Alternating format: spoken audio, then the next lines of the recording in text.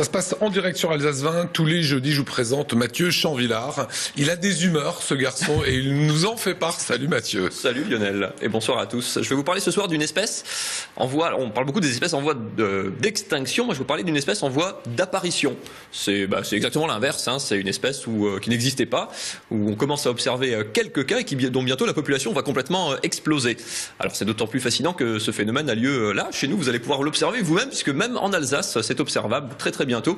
Les rares scientifiques qui pour l'instant ont réussi à en observer l'ont d'ailleurs baptisé Concilium Departementalus, la conseillère départementale.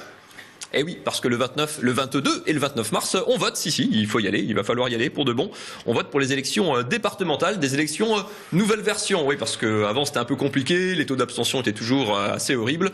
Alors du coup, on vous a emballé ça nettement mieux qu'avant. Avant, c'était n'importe quoi, hein, puisque pour le département, on élisait un conseil général, on procédait aux élections dans une circonscription qu'on appelle un canton pour élire des conseillers généraux pour le département.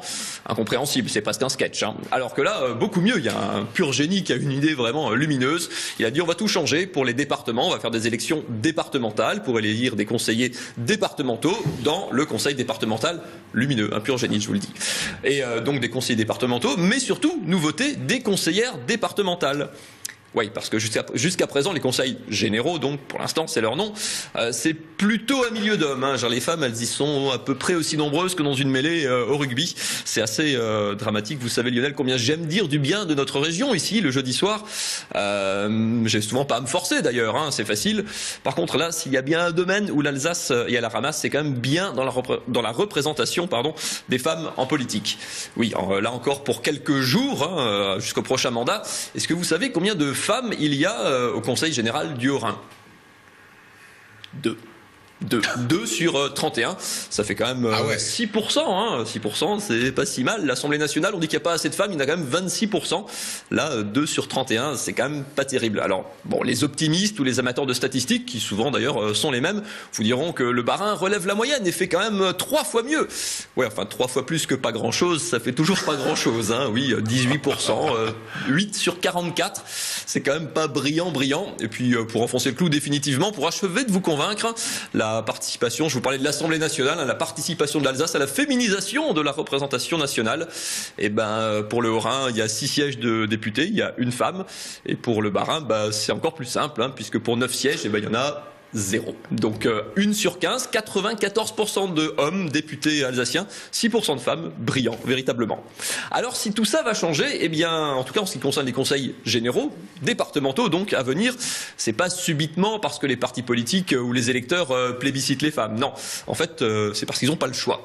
Ouais, en fait comme la société, vous, nous, moi, hein, tout le monde, on est incapable de tendre vers cette parité, enfin avant la fin du siècle en tout cas, c'est la loi qui s'y colle. Et oui, puisque donc pour les scrutins à venir, 22, 29 mars, n'oubliez pas, vous n'allez voter non plus pour un candidat, mais pour des binômes de candidats, c'est-à-dire des couples de candidats qui seront obligatoirement formés par un homme et une femme qui seront donc élus ou battus ensemble et qui mécaniquement donneront une assemblée départementale à moitié composée d'hommes et à moitié de femmes.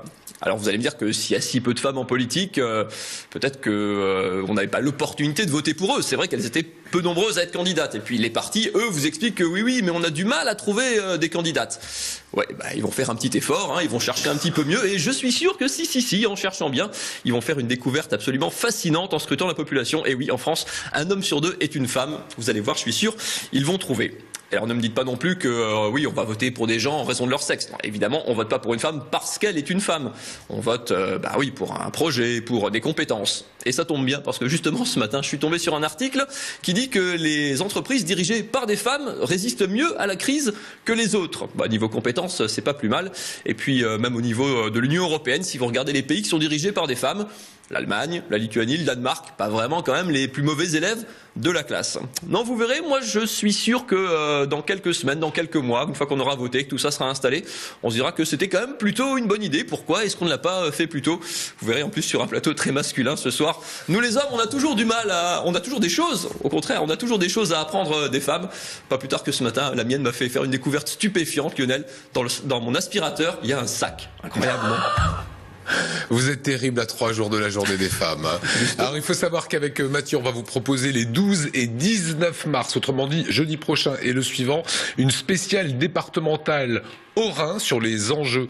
La semaine prochaine et une semaine d'après, ça sera sur le Bas-Rhin. Et évidemment, les deux dimanches 22 et 29, nous serons en direct, toujours avec Mathieu, sur ce plateau. Et les futurs conseillers départementaux viendront nous rendre visite. Et conseillère départementale. Et conseillère départementale. Oui, j'ai bien écouté ce que vous avez dit. Ces femmes qui seront les bienvenues sur notre